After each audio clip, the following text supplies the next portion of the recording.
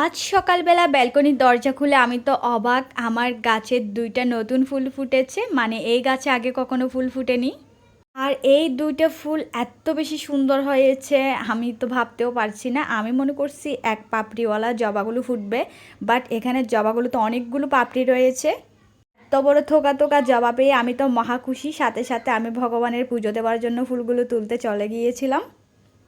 আর যখন গাছে অনেক বেশি ফুল ফুটে তখন ফুল তোলার মধ্যে অনেক আনন্দ পাওয়া যায়।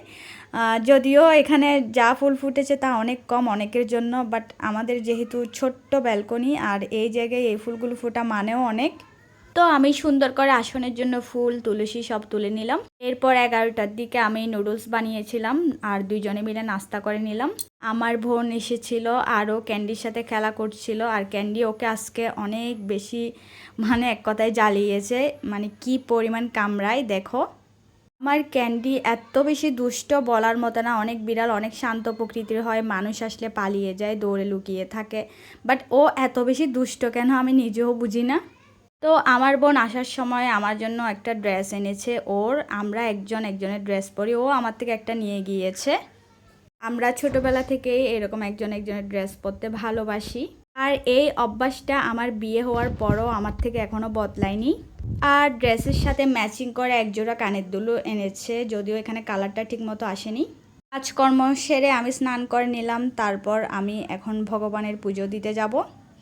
আর মোবাইল নিয়ে একটু ঢং করছিলাম, কি আর বলবো, আমরা মেয়ে মানুষ ঢং করতেই বেশি ওস্তাদ।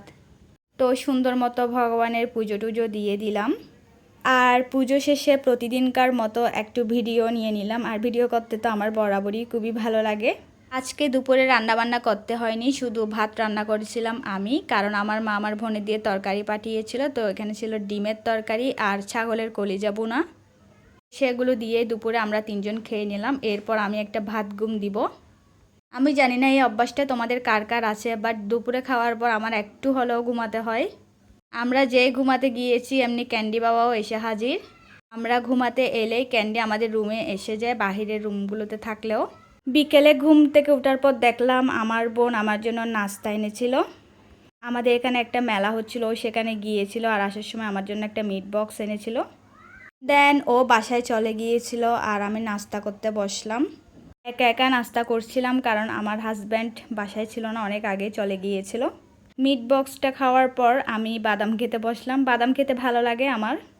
তো এরপর ঘরটর গুছিয়ে নিলাম ঝাড়ু টাড়ু দিয়ে। সন্ধ্যার কাজকর্ম সেরে আমি বসেছি নেল পলিশ দিতে। হাতের নখের অবস্থা একদম বাজে হয়ে গিয়েছে, আজকে এগুলোকে মানুষ করলাম। আমার হাজব্যান্ড দুপুরে আসার সময় আমার জন্য একটা জিনিস এনেছে, তো এটা দিয়ে আমি ক্রাফটিংয়ের একটা কাজ করব। সেটা দেখতে হলে তোমাদেরকে আমার ক্রাফটার হিসাবে পেজটা ফলো করতে হবে, ওখানেই আমি দিব। তো এই তো আমার আজকের ভিডিও এতটুকুই। আমার ব্লগ ভিডিওগুলো তোমাদের কাছে কেমন লাগে অবশ্যই জানাবে। টাটা।